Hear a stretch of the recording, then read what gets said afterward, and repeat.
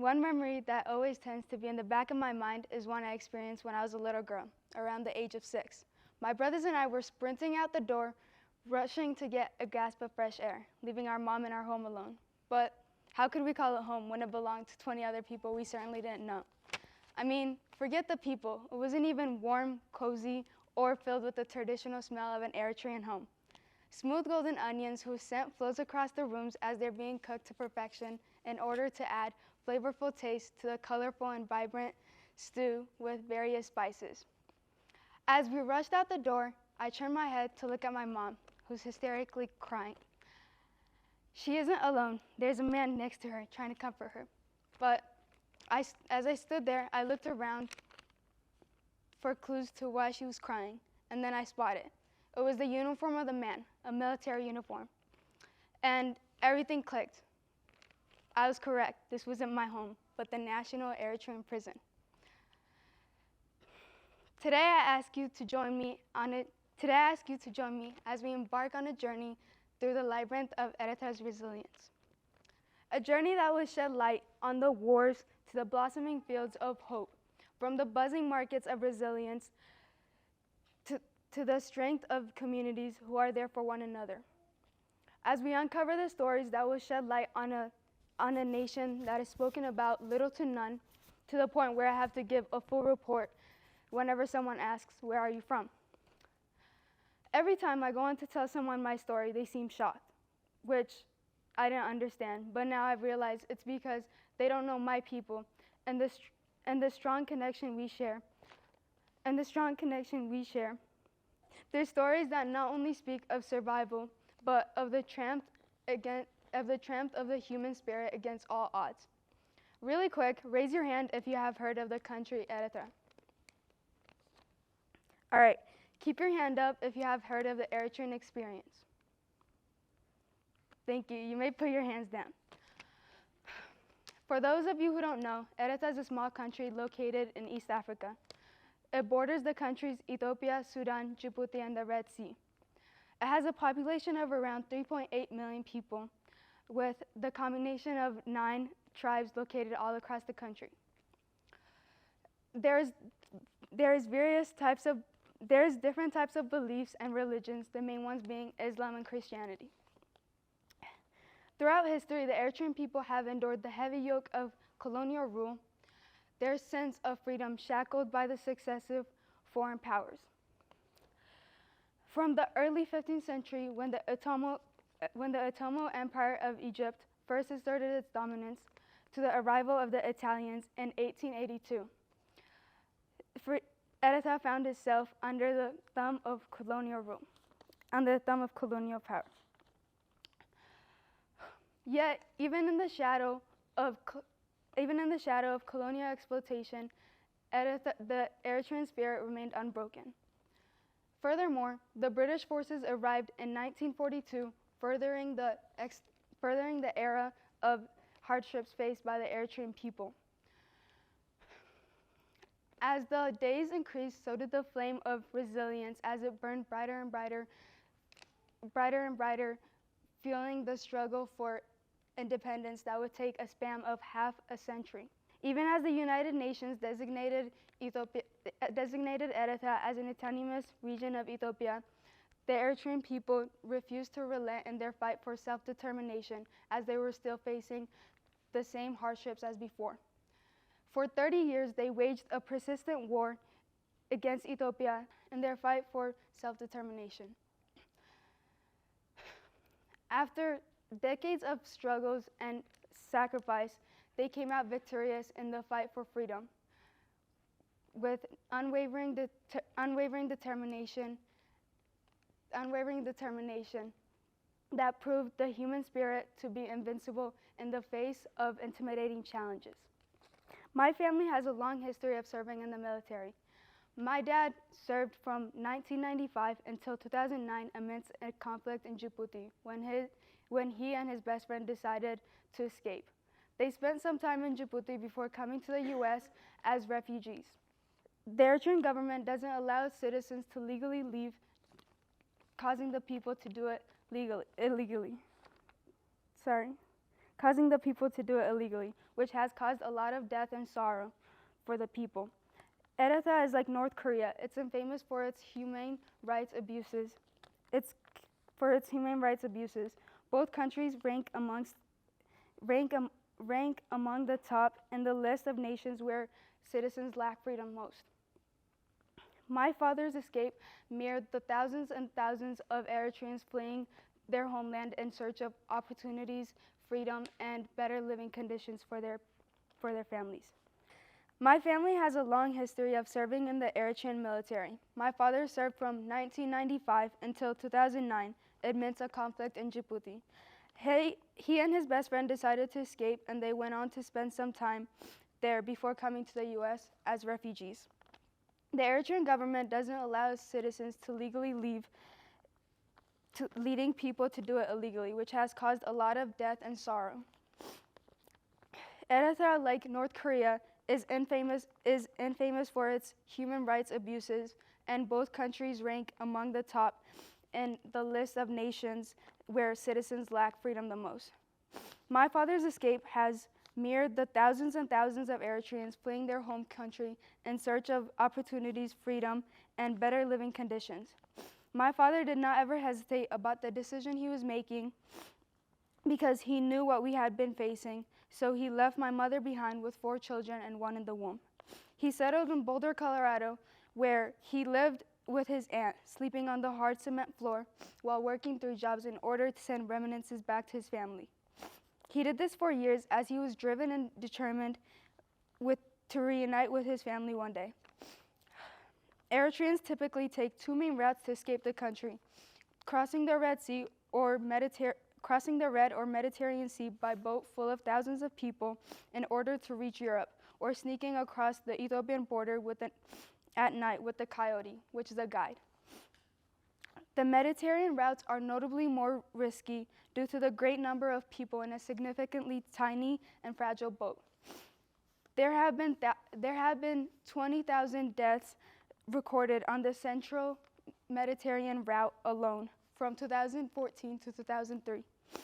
Yet, it's never been a topic in schools, media, or in political meetings by bigger organizations such as the United Nations or the European Union. During the Civil War, Eritreans have been divided into 2 groups based on their takes on the government: Higdefs and Birget Nahamadu. Higdefs support the regime and claim the country is doing perfectly fine, although they too have fled the country. A majority of them are in America holding festivals and events to gather money to send back to the same government that's killing their brothers and sisters. Birget Nahamadu, on the other hand, is a group who believes there is an oppressive Eritrean regime, and they have a goal of removing it and securing the safety of its people as well as its country. The group is based all around the world, but mainly in America, Israel, and countries all over Europe. This group strives to spread awareness about the situation as they plan protests, meetings, and use the media, such as Facebook, to update and share with people stories that need attention. Lately, Birget Nahamadu and Higdefs have been getting into more clashes as Birget Nahamadu opposes Higdefs fundraising for the government, while Higdefs counter-protest Birget Nahamadu's awareness campaigns. There was a recent Birget Nahamadu protest in Tel Aviv, Israel, that turned violent when both groups came to the streets. Now all are at risk of being deported, but Birget Nahamadu members are not stressed, as they stated they will do whatever it takes to free their people and get their stories out. Meron Stefanos is a Swedish Eritrean activist and journalist who is doing just that, spreading information regarding the Eritrean experience.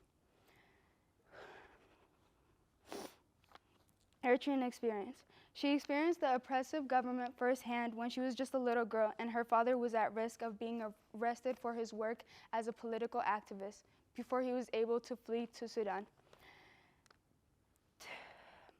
Stefanos is part of Beget Nahamedu, and she has played a significant role in the community as she campaigns against the kidnappings of migrants and refugees fleeing Eritrea, which she has done through interviews, documentaries, speeches, and so on. She declared a name for herself when she filmed a 2013 documentary called Sound of Torture. She shared her journey of her work with the victims and hostages of the Sinai Desert torture camps. In 2006, Europe closed its borders to migration, limiting Eritreans' options on where to flee because Europe was seen as a land of opportunities. Many Eritreans decided to seek refuge in Israel, reachable through the Sinai Desert, which is located in Egypt. In 2009, Buddha smugglers in the Sinai Desert began kidnapping men, women, and children who were passing by, but also from refugee camps in Ethiopia and Sudan, and holding them in torture camps for ransoms. 95% of these hostages were Eritreans, which was mainly due to their lack of access to the media and their knit-tight communities, a promising outlook for the traffickers' ransom requests. My parents are part of Beget Nahamedu, and so you know the TV is always filled with Eritrean news that's being shared from people outside of the country. I remember hearing the stories about the torture camps shared by survivors and thinking, wow, they're so brave. But I wasn't able to understand fully understand the complexity of it until I did my research for this talk. One of the victims Stefanos gets in touch with is a woman named Hariti, who was forced to give birth in chains. Her husband, Emmanuel, was able to make it to Sweden before her. A few months into settling, he received a call full of horror. He received a call full of horror. It was his wife sharing the news of her kidnapping. She explained to him the traffickers wanted a ransom of $30,000, which he paid a third of right away with all the money he had. Later on, he got in touch with Stefanos, then moved to Israel to be closer with his wife. In Israel, he went to the churches and Eritrean community meetings to beg for money. From time to time, he would receive calls from his wife who pleaded for him to hurry as she shared all the horrible things they were doing to her and the other hostages, such as several beatings, electrocution, water drowning, burning, hanging, and more cruel things even small children experienced. Women were subjected to cruel rape and gang rape on a daily basis in front of their children.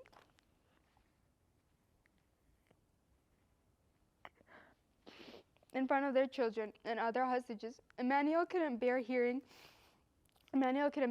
this, so he worked harder to collect the money faster, which he was able to do with the help of the Eritrean community, who raised the rest of the money, $20,000. He sent the money back to the traffickers, which resulted in the release of Hariti and her baby. They were freed, and they were able to make it to the Israel border, but the Israel borders sent them back to the Egyptian side, who put them in jail, then deported them back to Eritrea. Back to the place she fled, where every hardship felt justified. Emmanuel is faced with the decision of returning home in hopes of seeing his family and son for the first time, but that comes with the risk of serving a lifetime in prison or the death penalty. As I sat in my chair listening to Emmanuel's voice tremble as he described his situation, I was nonetheless shocked by the outcome. I was trying to guess what Emmanuel would do because he had gone through so much just to end back where he started. He was left with nothing. Stefanos met up with the survivors in Israel, and many of them were emotional looking at the person who shared their story and helped raise money for their release. These people went through the agony of the torture camps, enduring cruel abuse mentally and physically, mentally and physically. But as they're now in the streets of Israel with no work permit or citizenship, I know they'll be successful in whatever they do, because in the face of despair, they found strength to carry on. A flicker of hope admits in the darkness. And the same goes for Emmanuel. There have been thousands and thousands of victims and 4,000 reported deaths, and none of the big organizations,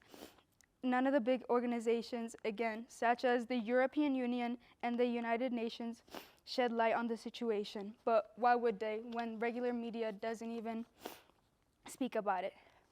An official investigation wasn't even done. Instead, Eritreans just became more aware, and the migration through Europe came to an end. A similar situation occurred with Eritreans and Ethiopian migrants who were fleeing across the Mediterranean to Libya. They encountered ISIS, the Islamic State of Iraq and Syria, who made the young migrant men strip down and change into orange suits, later on making them kneel while they stood behind them with guns and knives. They gave the migrants two options: either be killed or convert from Christianity to Islam, which resulted in a bloodshed of many innocent young lives. These people not only didn't receive any sort of justice, but which isn't new for the Eritrean community, but the video of their killing was spread all over the internet. All seems impossible. I mean, if you stay, you'll be experiencing hardships for the rest of your life. But if you leave, you have a higher risk of dying. Years after my father's escape, my parents orchestrated our first attempt to flee Eritrea.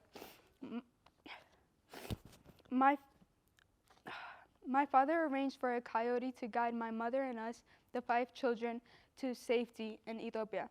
My mother kept the plan secret from us. Only a few family members knew. We packed under the appearance of visiting cousins, but when we got to the meeting spot, the coyote failed to show, forcing us to return home. The next morning, the coyote called my mom, and he offered to take her and her youngest son. She had agreed because we already paid him thousands of dollars, so it was originally $2,000 per person, totaling up to $12,000. However, when my mom went to meet him at the spot, she was instead met by soldiers. The coyote had been caught and exposed my mother's plan, leading to her imprisonment, and my grandpa also had to serve time for helping. We stayed with our relatives until my mother returned, and it wasn't long before the next journey. At the age of 11 and 14, my brothers Samson and Metkal went with 9 other boys and 2 coyotes. The same process as before. They said their goodbyes and packed some bread, sugar, water, and money. My grandpa and mother dropped them off at their meeting spot, not knowing whether this would be their last time seeing them or not.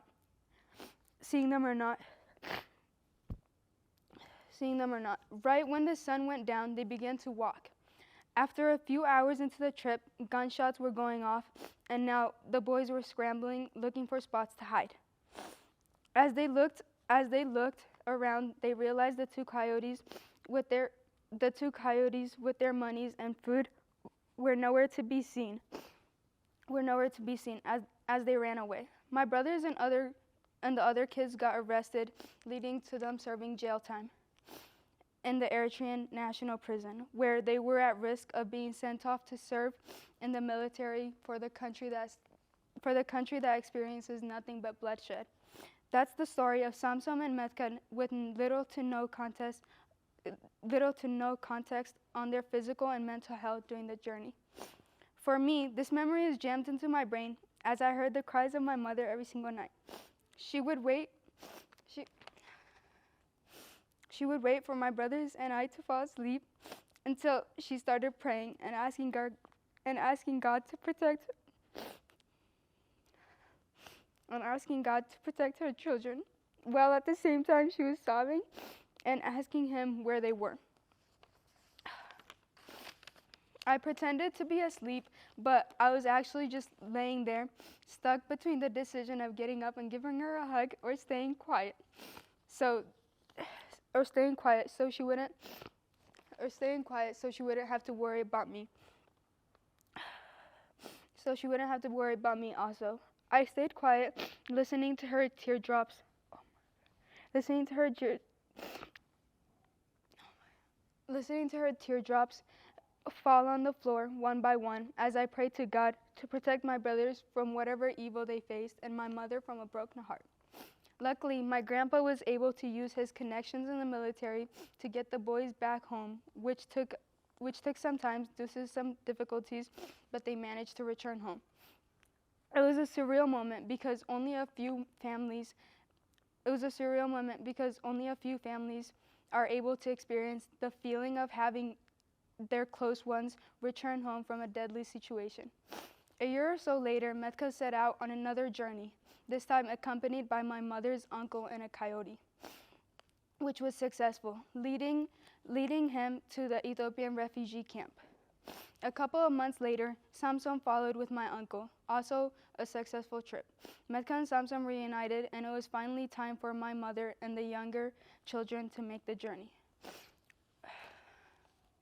We made a plan to travel with the coyote, and we did the same process as before and headed to the meeting spot where we found out there were complications with the original coyote, so it was his friend that was taking us,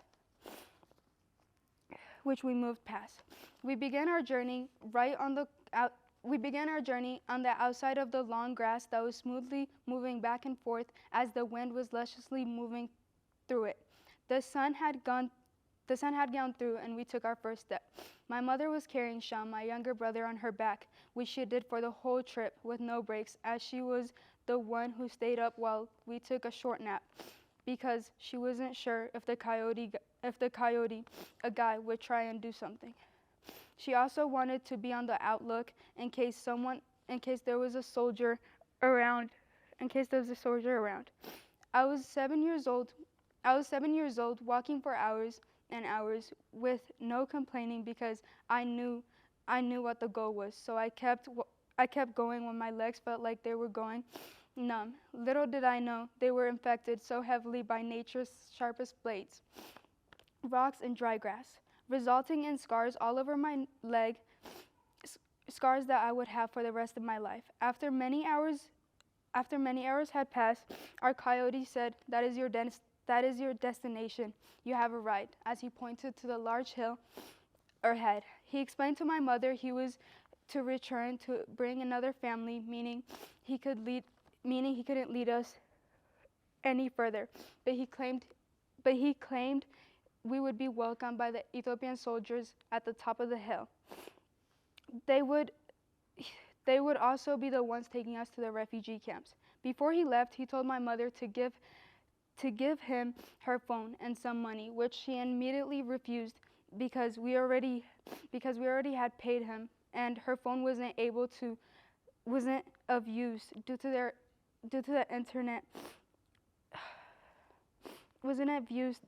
internet, but there were many contacts of friends and relatives we would need to call in case of something went down. He was getting more passive aggressive, and my mom wasn't sure what he would try to do later. So she ended up giving him the money but kept the phone. Afterwards, we went our separate ways, and I remember the joy in my face as I felt I had received a major boost of energy from knowing we were about to be free in less than 20 seconds. I looked at my mother and brother with big smiles across my face, which turned upside down when we hit the top of the hill. Long story short, the man had taken our money and left us behind, abandoned in the middle of nowhere. We had nothing to do but cry, which we did for an hour or two, before we got it together and began venturing for water and farmers.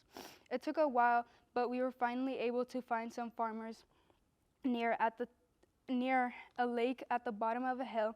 We went up to them seeking help, and my mom was asking them questions when the soldiers came from behind and arrested us.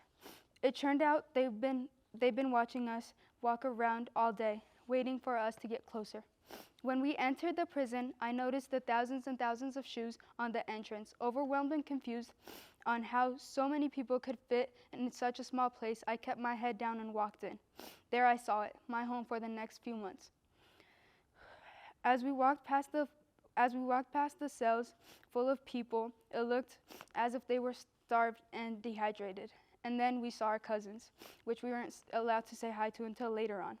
I hated every single aspect of it, but there wasn't anything I hated more.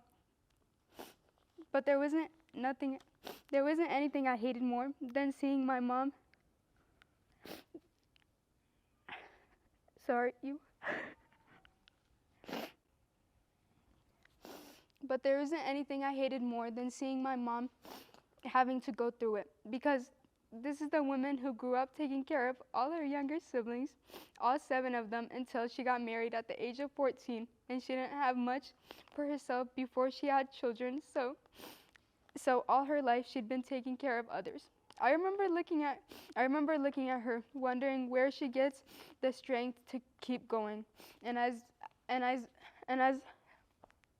I focused on her for these last few months, I realized it's our history, the Eritrean experience. A lady from our cell had been released, and on her way out, my mother gave her our grandpa's phone number, so they could know where we were. And thankfully, the lady followed through, and news spread, leading to our release. After our last attempt of crossing the border, we took a minute to relax, but in 2014, we went at it again, this time with one coyote and another family. Same process as before, we packed, said goodbyes, met everyone at the spot, and began to walk. Everything was going great until gunshots went off. Apparently, there was another group ahead of us, and they got caught, so we returned home and tried again 4 days later, which was a successful trip. I will always remember the moment we were received by the Ethiopian soldiers, sitting with random strangers who had gone through a similar journey. We were all quiet, taking a deep breath in and out, thanking God for getting us across safely. We were in a refugee camp for a couple of months before reuniting with our brothers in Addis Ababa, Ethiopia, where we stayed until we got papers to come to the U.S. at the end of 2015.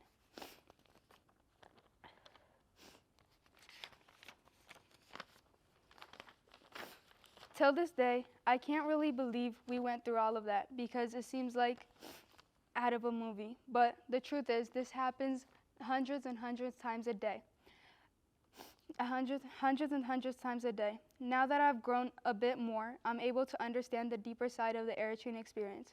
I'm extremely glad to be a part of the Eritrean community, as our resilience is evident in our ability to unite in solidarity as we stand strong and support one another in order to overcome challenges with determination and embody